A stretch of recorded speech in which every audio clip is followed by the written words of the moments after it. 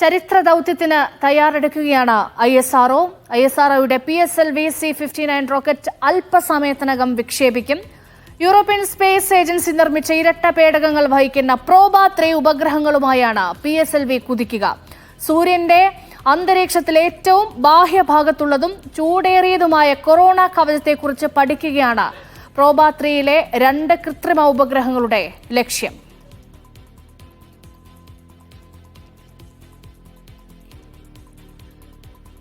മഹേഷ് പോലൂർ കൂടി ചേരുകയാണ്. മഹേഷ്, എല്ലാ സാങ്കേതിക തകരാറുകളും പരിഹരിച്ചുകൊണ്ട് പുതിയൊരു ചരിത്രം എഴുതാൻ സജ്ജമാണോ ISRO? തീർച്ചയായും ISROയെ സംബന്ധിച്ച് ഇന്നത്തെ ദൗത്യം വളരെ നിർണായകമാണ്. അതോടൊപ്പം തന്നെ ISRO വളരെ ആവേശത്തോടെ കാത്തിരിക്കുന്ന ഒരു ദൗത്യം കൂടിയാണ് ഈ പ്രോബ-3 എന്ന് പറയുന്നത്. കാരണം പ്രോബ എന്ന് പറയുന്ന 2 ഉപഗ്രഹങ്ങൾ തയ്യാറാക്കിയത് യൂറോപ്യൻ സ്പേസ് ഏജൻസിയാണ്. യൂറോപ്യൻ സ്പേസ് ഏജൻസി ഇന്ത്യയുടെ ISROയുമായി കൈകോർത്താണ് ഇപ്പോൾ ഈ ദൗത്യത്തിനൊരുങ്ങുന്നത്. സൂര്യനെ അറിയാൻ എന്ന് ഒറ്റ വാക്കിൽ പറയാം. പക്ഷെ അപ്പോഴും അതിസങ്കീർണമായ പഠന ദൗത്യമാണ് പ്രോബ-3ക്കുള്ളത്. പ്രോബ-3 എന്ന് പറയുന്നത് 2 ഉപഗ്രഹങ്ങൾ ചേർന്നതാണ്. ഒക്യുൾട്ടർ, കൊറോണോഗ്രാഫ് തുടങ്ങിയ 2 ഉപഗ്രഹങ്ങൾ ഒരുമിച്ച് ചേർന്നാണ് ബഹിരാകാശത്തെത്തുക. അവിടെ എത്തിയ ശേഷം അത് വേർപെട്ട് 2ആയി പിരിഞ്ഞ് 150 മീറ്റർ വ്യത്യാസത്തിൽ നിന്ന് ഒരു ഉപഗ്രഹം, ഒക്യുൾട്ടർ എന്ന് പറയുന്ന ഒരു ഉപഗ്രഹം സൂര്യനെ മറയ്ക്കും. അത് കൊറോണോഗ്രാഫ് എന്ന് പറയുന്ന ഉപഗ്രഹം അത് ഒപ്പിയെടുക്കും. അതായത് ഒരു കൃത്രിമ സൂര്യഗ്രഹണം സൃഷ്ടിച്ചാകും. ഇപ്പോൾ നമുക്ക് കൗണ്ട് ഡൗൺ ക്ലോക്കിലേക്ക് നോക്കാം. 1 മിനിറ്റ് മാത്രമാണ്, 1 മിനിറ്റിൽ താഴെ മാത്രമാണ് ഇപ്പോൾ വിക്ഷേപണത്തിനുള്ളത്. ISROയിലെ ശ്രീഹരിക്കോട്ടയിൽ എല്ലാ ഒരുക്കങ്ങളും തയ്യാറായി കഴിഞ്ഞു. 1ാം വിക്ഷേപണ തറയിൽ നിന്നാണ് PSLVയുടെ 61ാമത് ദൗത്യം നടക്കാൻ പോകുന്നത്. PSLV XL വിഭാഗത്തിൽപ്പെട്ട റോക്കറ്റിന്റെ 26ാമത്തതും PSLVയുടെ 61ാമത്തെയും ദൗത്യമാണ്. ശ്രീഹരിക്കോട്ടയിൽ ഇന്നലെ നേരിയ സാങ്കേതിക തകരാർ കണ്ടെത്തിയതിനെ തുടർന്ന് ഇന്നേക്ക് മാറ്റിവെക്കുകയായിരുന്നു. എന്തായാലും മിനിറ്റുകൾ മാത്രമാണ് ഈ കാത്തിരിപ്പിനുള്ളത്. പ്രോബ-3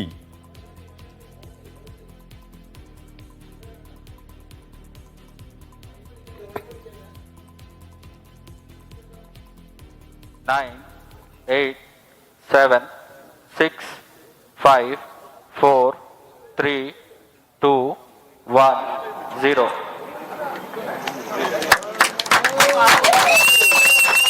Liftoff normal. Majestic liftoff of the PSLV C-59 Proba-3 mission from the Satish Dhawan Space Center.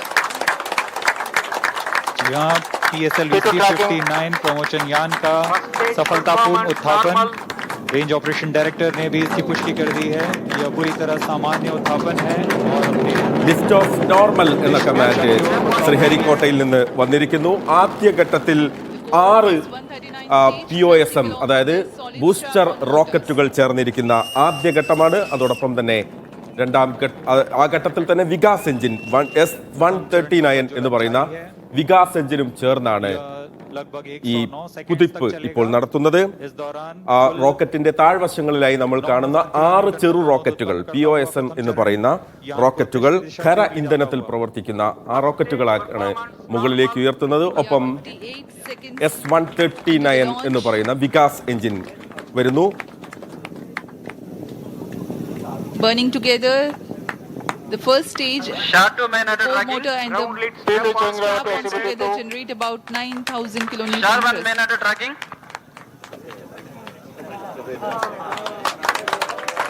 इस क्रम में performance normal.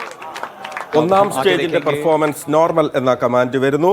92 സെക്കൻഡുകൾ പൂർത്തിയാകുമ്പോൾ 109 സെക്കൻഡുകൾ പൂർത്തിയാകുമ്പോൾ ആദ്യ ഭാഗത്തിന്റെ സെപ്പറേഷൻ നടക്കും. അതായത് 1ാം എഞ്ചിന്റെ ദൗത്യം അതോടെ പൂർണ്ണമാകും.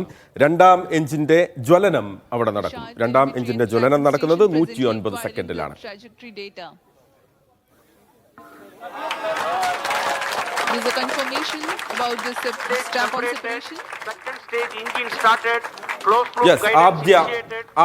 എഞ്ചിന്റെ ആദ്യ ഭാഗം വളരെ കൃത്യമായി തന്നെ പ്രവർത്തനം പൂർത്തിയാക്കിയിരിക്കുന്നു. അതിന്റെ ദൗത്യം എന്ന് പറയുന്നത് 42 കിലോമീറ്റർ ഉയരത്തിലേക്ക് കൊണ്ടുപോവുക എന്നുള്ളതായിരുന്നു. അത് ആദ്യഘട്ടം പൂർത്തിയാക്കിയിരിക്കുന്നു. 109 സെക്കൻഡ്. 2ാം എഞ്ചിനാണ് ഇപ്പോൾ പ്രവർത്തിച്ചു കൊണ്ടിരിക്കുന്നത്. The closed loop guidance having been initiated, hereafter the trajectory steers implementing necessary corrections to achieve the final insertion point of the spacecraft. PS2 എന്ന് പറയുന്ന സെക്കൻഡ് സ്റ്റേജിൽ ദ്രവീകൃത ഇന്ധനം ഉപയോഗിച്ചുള്ള പ്രവർത്തനമാണ് നടക്കുന്നത്. अपेक्षित पथ का अनुकरण करता हुआ जा रहा है.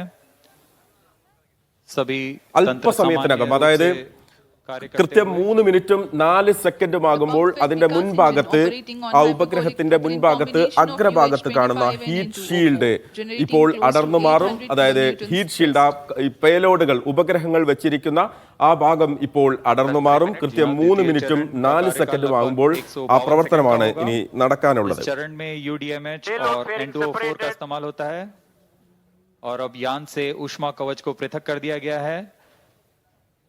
यह यान अब घने वातावरण से बाहर जा चुका है, इसलिए अब ऊष्मा कवच की कोई आवश्यकता नहीं है, इसलिए यान से पृथक किया जा चुका है. വിക്ഷേപിച്ച് 4 മിനിറ്റും 22 സെക്കൻഡും ആകുമ്പോൾ രണ്ടാം ഭാഗത്തിന്റെ രണ്ടാം സ്റ്റേജിന്റെ സെപ്പറേഷനും നടക്കും. No more requirement to shield the spacecraft or the aerodynamic shape. Char and Port Blair stations currently tracking.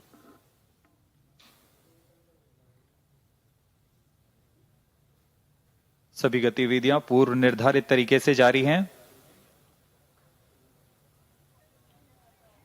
अब हम प्रमोशन से 230 सेकंड की दूरी पर आ चुके हैं. इस समय ऊंचाई 147 किलोमीटर तथा सापेक्ष गति 4.2 किलोमीटर प्रति सेकंड. അല്പസമയത്തിനകം രണ്ടാം ഭാഗത്തിന്റെ ദൗത്യം പൂർത്തിയാകും. മൂന്നാം എഞ്ചിൻ ദൗത്യത്തിലേക്ക് കടക്കും.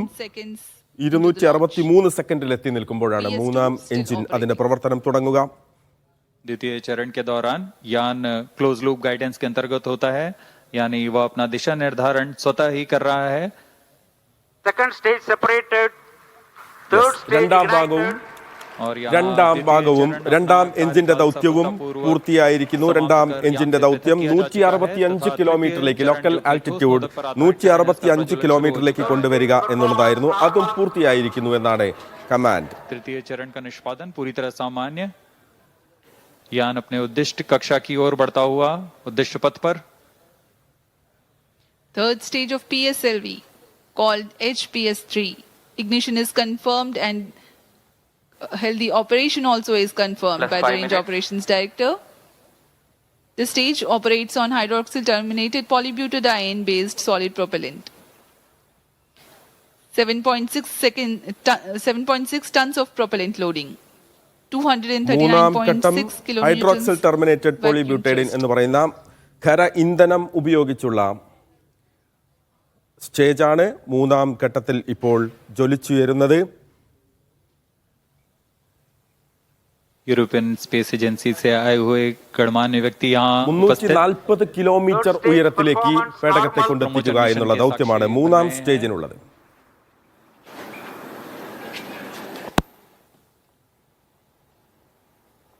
तृतीय चरण का कार्यकाल लगभग 120 सेकंड का होगा. तत्पश्चात कोस्ट फेज प्रारंभ होगा.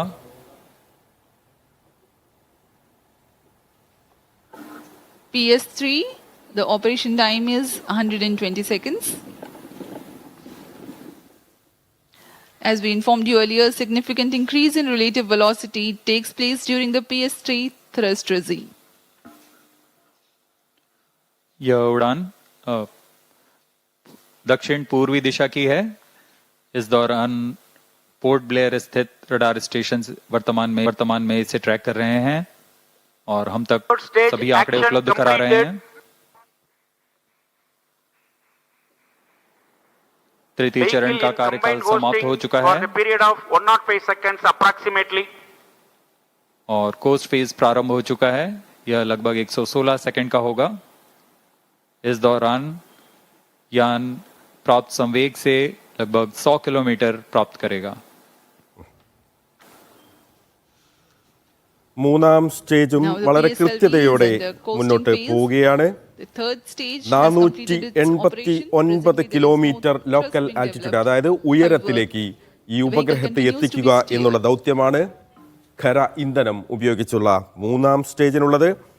ആ കൃത്യതയോടെ PSLV അതിൻ്റെ 61ാമത് ദൗത്യത്തിലേക്ക് കുതിക്കുകയാണ്. രേഷ്മ, ഇന്ത്യയെ സംബന്ധിച്ചിടത്തോളം അഭിമാന നിമിഷമാണ്. എന്തുകൊണ്ട് PSLV റോക്കറ്റുകൾ വിദേശത്തു നിന്നുള്ള രാജ്യങ്ങൾ തെരഞ്ഞെടുക്കുന്നു എന്നുള്ളതിന്റെ ഏറ്റവും വലിയ ഉത്തരം തന്നെയാണ് ഈ കൃത്യതയോടെയുള്ള മുന്നേറ്റം. 61 തവണ ഉപഗ്രഹങ്ങളെ വഹിച്ച് മുന്നേറിയപ്പോഴും 2 തവണ മാത്രമാണ് ഒരു പിഴവ് സംഭവിച്ചത്. അത്രയേറെ കൃത്യതയോടെയുള്ള ഒരു ഉപഗ്രഹമാണ് PSLV എന്ന് പറയുന്നത്. ഇന്ത്യയുടെ ബഹിരാകാശ വിക്ഷേപണ രംഗത്ത് ഏറ്റവും കരുത്തുറ്റ വാഹനം എന്ന് നമുക്ക് PSLVയെ വിശേഷിപ്പിക്കാം.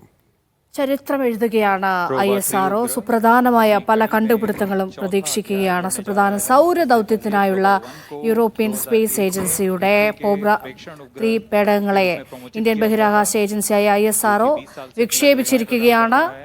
ശ്രീഹരിക്കോട്ടയിലെ സതീഷ് ധവാൻ സ്പേസ് സെന്ററിൽ നിന്ന് അത് പൊങ്ങിയിരിക്കുന്നു. ഇന്ത്യയുടെ അഭിമാനം വാനോളം ഉയരുന്ന നിമിഷം കൂടിയാണ്. ലോകത്തിന് മുന്നിൽ വീണ്ടും കരുത്ത് തെളിയിക്കാൻ ISROയ്ക്കാവുകയാണ്.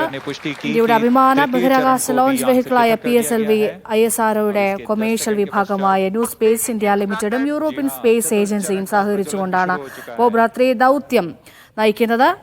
യൂറോപ്യൻ സ്പേസ് ഏജൻസി നിർമ്മിച്ച ഒരു ജോഡി പേടകങ്ങളെ ISRO ഒരൊറ്റ വിക്ഷേപണ വാഹനത്തിൽ ബഹിരാകാശത്തേക്ക് അയക്കുന്ന പ്രത്യേക ദൗത്യമാണ് പ്രോബ 3. ഉപഗ്രഹങ്ങളുടെ ആകെ ഭാരം 550 കിലോഗ്രാമാണ്. ലോകത്തിലെ ആദ്യത്തെ പ്രിസിഷൻ ഫോർമേഷൻ ഫ്ലൈയിങ് ദൗത്യമാണ് പ്രോബ 3 എന്നതും ഏറ്റവും വലിയ സവിശേഷതയാണ്. ഇപ്പോൾ 3-ാം സ്റ്റേജും കൃത്യതയോടുകൂടി പൂർത്തിയാക്കിയിരിക്കുന്നു. 4-ാം സ്റ്റേജിന്റെ ജ്വലനം പൂർത്തിയായി ഇപ്പോൾ വളരെ കൃത്യമായി തന്നെ മുന്നോട്ട് പോവുകയാണ്. 4-ാം സ്റ്റേജിന്റെ ജ്വലനം തുടങ്ങിയിരിക്കുന്നു. 489 സെക്കൻഡുകൾ പിന്നിട്ട് കഴിഞ്ഞപ്പോൾ കൃത്യമായി 489 സെക്കൻഡിലെത്തിയപ്പോൾ 4-ാം സ്റ്റേജിന്റെ ജ്വലനം ഇനി 1016 സെക്കൻഡ് എത്തുമ്പോൾ ഏതാണ്ട് 20 മിനിറ്റിനോട് അടുപ്പിച്ചെത്തുമ്പോഴാണ് ഈ ഉപഗ്രഹത്തെ വേർപെടുത്താനുള്ള ദൗത്യത്തിലേക്ക് ഈ PSLV എത്തുക. ഇതുവരെ കൃത്യമാണ് PSLVയുടെ. സൗരരഹസ്യം തേടിയുള്ള ഈ യാത്രയുടെ കൗതുകങ്ങൾ അറിയാൻ കാത്തിരിക്കുകയാണ് ശാസ്ത്രലോകം. സൂര്യന്റെ അന്തരീക്ഷത്തിലെ ഏറ്റവും ബാഹ്യഭാഗത്തുള്ളതും ചൂടേറിയതുമായ കൊറോണ പ്രഭാവലയത്തെക്കുറിച്ച് പഠിക്കുകയാണ് ഈ 2 കൃത്രിമ ഉപഗ്രഹങ്ങളുടെയും പ്രധാന ലക്ഷ്യം എന്ന് പറയുന്നത്. അത് ശാസ്ത്രരംഗത്ത് വലിയ മുന്നേറ്റം ഉണ്ടാക്കാൻ കഴിയും. ഈ കണ്ടുപിടുത്തം, ഇത് കണ്ടുപിടിക്കുന്ന കാര്യങ്ങൾ സാങ്കേതിക രംഗത്ത്, ശാസ്ത്രരംഗത്ത് വലിയ മുന്നേറ്റം ഉണ്ടാക്കാൻ കഴിയുമെന്നുള്ള പ്രതീക്ഷയാണ് ഉള്ളത്. മഹേഷ്, ഏത് തരത്തിലൊക്കെയാണ് ഇപ്പോൾ ശാസ്ത്രലോകം ഇതിന്റെ കണ്ടുപിടുത്തങ്ങൾ പ്രതീക്ഷിക്കുന്നത്? തീർച്ചയായും വലിയ ആവേശത്തോടു കൂടി തന്നെയാണ് രേഷ്മ. ഇപ്പോൾ നമ്മൾ ഈ സംസാരിക്കുന്ന സമയത്ത് 4-ാം സ്റ്റേജ് പെർഫോമൻസ് നോർമൽ എന്നുള്ള ഒരു അനൗൺസ്മെന്റ് അവിടെ നിന്ന് വരുന്നുണ്ട്. അതായത് വളരെ കൃത്യതയോടുകൂടി തന്നെ മുന്നോട്ട് പോകുന്നു. ഏറ്റവും അവസാന ഘട്ടത്തിലേക്ക്, അതായത് ഈ ഉപഗ്രഹത്തെ വിന്യസിക്കാനുള്ള ഘട്ടത്തിലേക്ക് പോവുകയാണ്. അതിന് തൊട്ടു മുൻപുള്ള സ്റ്റേജാണ് ഇപ്പോൾ നടക്കുന്നത്. കൃത്യം 1112 സെക്കൻഡ് ആകുമ്പോൾ ഈ ഉപഗ്രഹത്തെ വേർപെടുത്തും. അതായത് ഉപഗ്രഹത്തെ കൃത്യമായി ബഹിരാകാശത്ത് എവിടെയാണോ എത്തിക്കാൻ ഉദ്ദേശിച്ചത് അവിടേക്ക് കൊണ്ടുവരും, എത്തിക്കും എന്നുള്ളതാണ്. ഇനി മിനിറ്റുകളുടെ കാത്തിരിപ്പ് മാത്രമാണ് അക്കാര്യത്തിൽ ഉള്ളത്. ഈ പ്രോബ 3 എന്ന് പറയുന്ന ഈ ഉപഗ്രഹങ്ങളുടെ ദൗത്യത്തെക്കുറിച്ചാണ് നമ്മൾ കുറെ കൂടി ചർച്ച ചെയ്യേണ്ടത്. കാരണം സൂര്യനെ അറിയാൻ, സൂര്യനെ കുറിച്ച് പഠിക്കാൻ ഇതിനു മുൻപും ഒട്ടേറെ ഉപഗ്രഹങ്ങളെ ഇതിനു മുൻപും പല രാജ്യങ്ങളും വിട്ടിട്ടുണ്ട്. ഇന്ത്യയും നേരത്തെ അയച്ചിട്ടുണ്ട്, ആദിത്യ L1. പക്ഷേ അതിൽ നിന്നൊക്കെ ഒരു നേരിയ വ്യത്യാസം എന്ന് പറയുന്നത് അന്തരീക്ഷത്തിൽ ബഹിരാകാശത്ത് കൃത്രിമമായി സൂര്യഗ്രഹണം ഉണ്ടാക്കുക, അതുണ്ടാക്കി പഠിക്കുക എന്നുള്ളത് തന്നെയാണ് അതിന്റെ ലക്ഷ്യം. എങ്ങനെയാണ് സൂര്യഗ്രഹണം ഉണ്ടാക്കുന്നത് എന്നുള്ളതാണ് അതിൽ ഏറ്റവും സവിശേഷവും സങ്കീർണവുമായ ഒരു കാര്യം. 2 ഉപഗ്രഹങ്ങളാണ് എന്ന് നമ്മൾ പറഞ്ഞു കഴിഞ്ഞു. ഒക്യുൾട്ടറും ഒപ്പം തന്നെ കൊറോണോഗ്രാഫും 2 ഉപഗ്രഹങ്ങളാണ്. അതിൽ ഒക്യുൾട്ടർ എന്ന് പറയുന്ന ഉപഗ്രഹം ഒരു പൂർണ്ണ വൃത്താകൃതിയിലുള്ള ഒരു 360 ഡിഗ്രി ഉള്ള ഒരു ഉപഗ്രഹമാണ്. അത് സൂര്യനെ മറയ്ക്കും. അത് ഒപ്പിയെടുക്കുന്നത് കൊറോണോഗ്രാഫാണ്. അപ്പോൾ ആ അർത്ഥത്തിൽ പ്രോബ എന്ന് പറയുന്നത് ഇതുവരെ നമ്മൾ കണ്ടിട്ടില്ലാത്ത തരത്തിലുള്ള ഒരു ദൗത്യം തന്നെയാണ്. വലിയ രഹസ്യങ്ങൾ അല്ലേ ശാസ്ത്രലോകം കൂടുതൽ അറിയാൻ ആഗ്രഹിക്കുന്ന രഹസ്യങ്ങൾ. ഏറ്റവും വളരെ ലളിതമായി പറഞ്ഞാൽ സൂര്യന്റെ അന്തരീക്ഷത്തിലെ ഏറ്റവും പുറമെയുള്ള തിളച്ചുമറിയുന്ന പ്രഭാവലയമായ കൊറോണയെക്കുറിച്ച് പഠിക്കുന്നതാണ് ഈ ദൗത്യം. പ്രോബ 3 പേടകം രൂപകൽപ്പന ചെയ്തിരിക്കുന്നത് അതിനുവേണ്ടിയാണ്. യൂറോപ്യൻ സ്പേസ് ഏജൻസിയുടെ ദൗത്യ പേടകമാണ് ISRO ഇപ്പോൾ വിക്ഷേപിച്ചിരിക്കുന്നത്. യെസ്, ഇപ്പോൾ നമുക്കൊപ്പം നാരായണൻ നമ്പൂതിരിപ്പാട്, മുൻ അസോസിയേറ്റ് പ്രൊഫസർ VSSC ചേരുകയാണ്. ശ്രീ നാരായണൻ നമ്പൂതിരിപ്പാട്, ഇന്ത്യയെ സംബന്ധിച്ചിടത്തോളം അഭിമാന നിമിഷമാണ്. നമ്മൾ പറഞ്ഞു കഴിഞ്ഞു എന്തുകൊണ്ട് PSLV ലോകരാജ്യങ്ങൾ തേടുന്നു എന്നുള്ളത്. 61ാമത്തെ ദൗത്യമാണ്. PSLV എത്രമാത്രം നമ്മുടെ ബഹിരാകാശ വിക്ഷേപണ രംഗത്ത് കരുത്തനാണ്?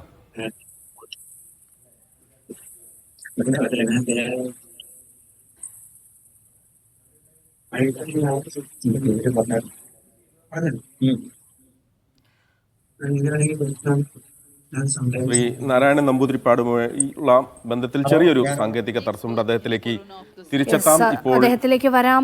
അതായത് മഹേഷ്, കൃത്രിമമായി സൂര്യഗ്രഹണം സൃഷ്ടിച്ച കൊറോണ പ്രഭാവലയത്തെക്കുറിച്ച് പഠിക്കുന്നതാണ് ഈ ദൗത്യം. അത് തന്നെ വലിയ ഒരു പരീക്ഷണമാണ്.